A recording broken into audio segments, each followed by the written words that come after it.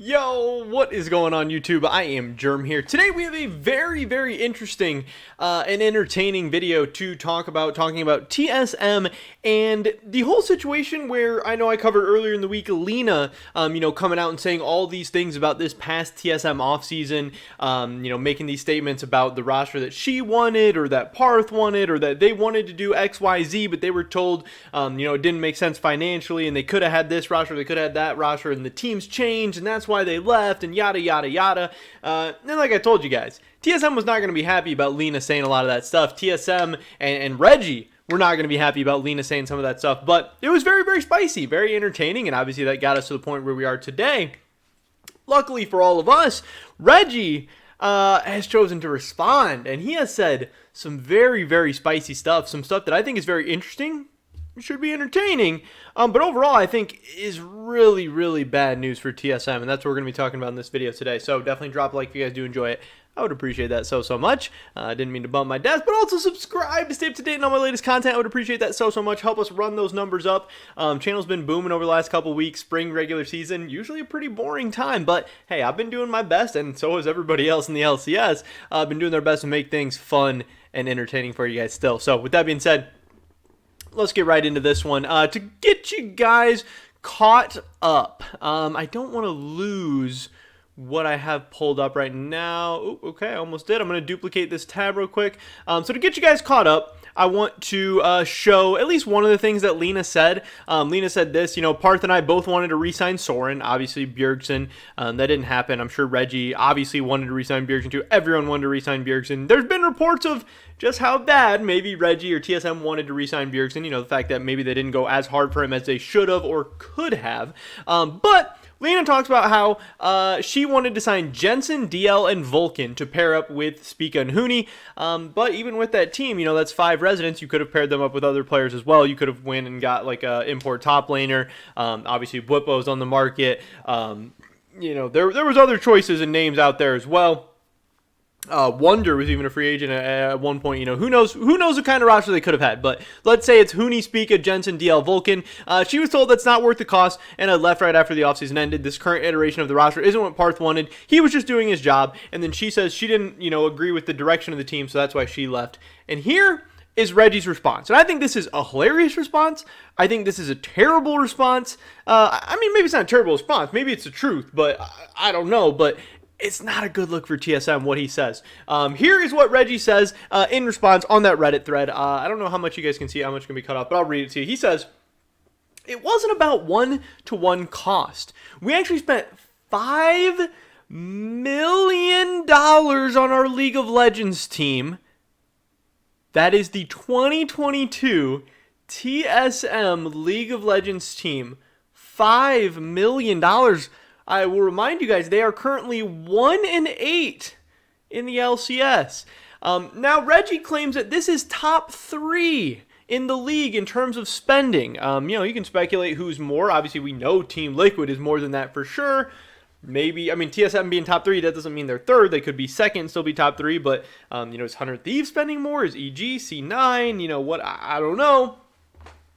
But that is also very interesting because we have also heard, I don't know exactly who, but we've heard people on TSM come out and say that, hey, we're going to spend a little bit less money this year. We're still going to be a top 5 spending team. At certain points, we've heard TSM's a top 6 spending team as people started to buy into the rebuild or developmental kind of terms being thrown around.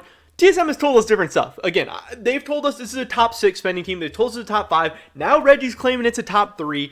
They really seem to be bending this to fit their narrative. Is the spending changing that much? Once the contracts are signed, I think you kind of know how much you're spending. So why are they telling us top 6, top 5, top 3, top 2, whatever? Why does this thing keep changing? When they want to sound like they're, saving some money and making a smart financial decision, they're top 6, but then now Regi wants to flex how much he's spending, so now they're top 3. Now he's spending $5 million.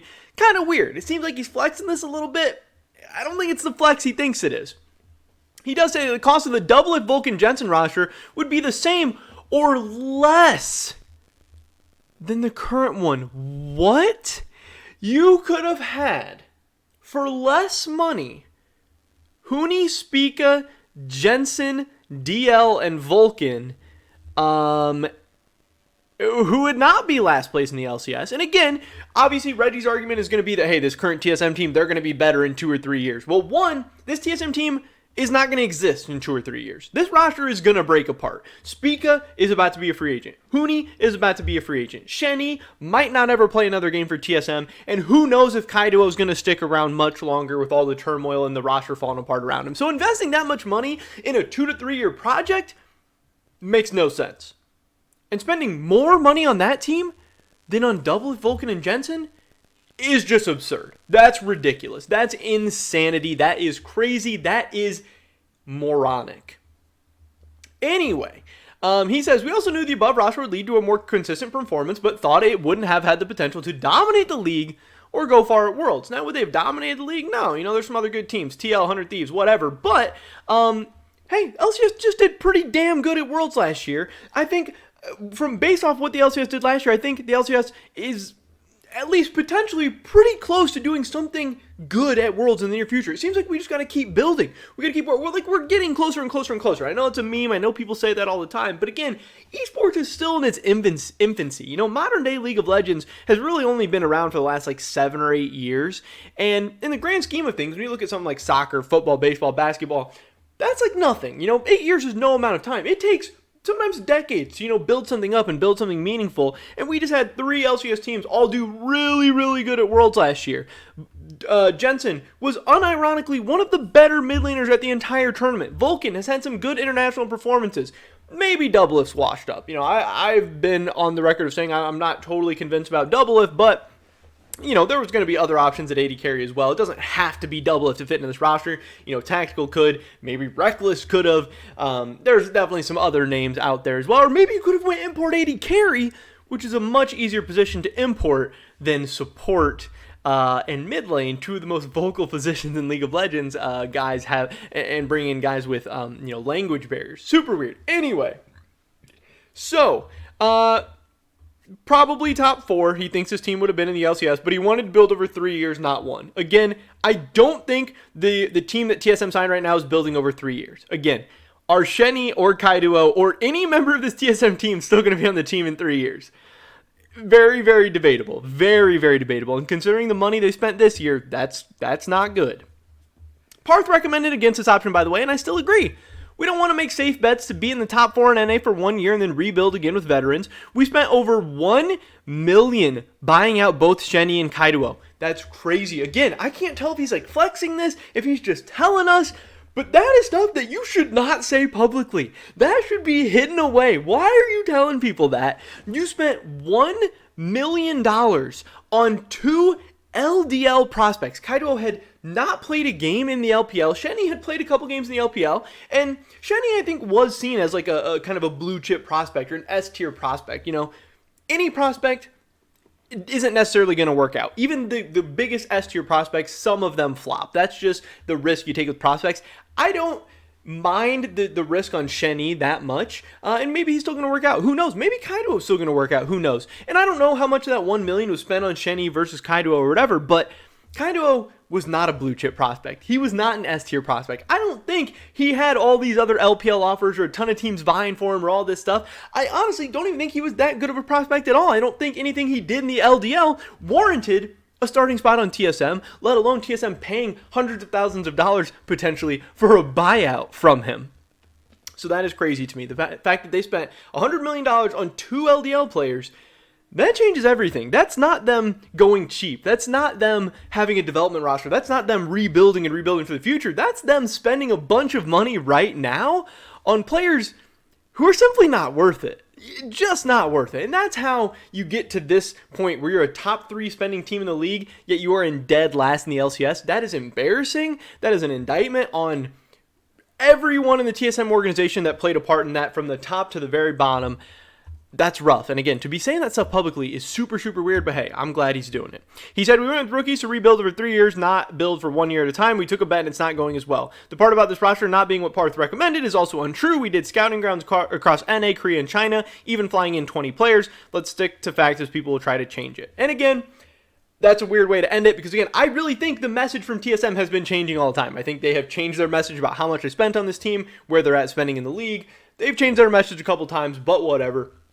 Also, a very, very interesting thing to note in here is that somebody said, can't wait for Regi to do an AMA and say that they're big spenders and TSM wants to win worlds. It's obvious how the guy prioritizes profit at this point more than the org's aspirations. And Regi said, we are profitable because of the software business, websites, and streaming network, not esports. And that doesn't really answer this. It's not really a response to this guy's comment because this guy's saying, Regi's trying to save money on the team and makes more money there. And he's saying we're profitable because of our other stuff. He doesn't respond to the guy's comment very much, but either way, it does show Regi, again, a slap in the face to the fans, talking about how, hey, these things are our priorities. We're not as concerned about esports, and you can see the esports team crumbling around us. And there obviously is people making the argument that, you wouldn't have had those other opportunities without your LCS team being so popular, without the esports side. Regi obviously argues against that. Who knows what the truth is there? We're talking about hypotheticals. No one's ever going to know how things would have played out without the success of the LCS team. But this is super, super weird to me. And we're now at the position, and I tweeted this out as well, that TSM not only handed out the worst contract in LCS history last year to Sword Art, paying him millions of dollars to then pair him up with Lost in the bot lane. And I've been somebody who said I think Lost is a little bit underrated. But again, I'm not pairing Lost up with a multi-million-dollar support and then expecting the team to have success that season. That was the worst contract in LCS history, period. There's some other contenders for it as well, but one of the biggest and worst contracts in LCS history. And then they follow that up by spending millions of dollars on some LDL prospects that are very, very, very, very, very risky. And they are the top 3 spending team in the league, and they are now currently in last place. That's weird. And I spent the whole offseason telling you guys I did not agree with the TSM offseason. I thought they lost the offseason. I thought they were going to be a bad team in 2022. I didn't think they were going to be this bad, so maybe I was wrong about that. But I have kind of been predicting their downfall and been trying to tell everyone that their downfall is coming. And I've been called, a TSM hater, an idiot. I have embarrassing takes, yada, yada, yada. But maybe I was just giving my thoughts and opinions, and maybe I was just reading the situation. Maybe I had a pretty good idea of what was going on.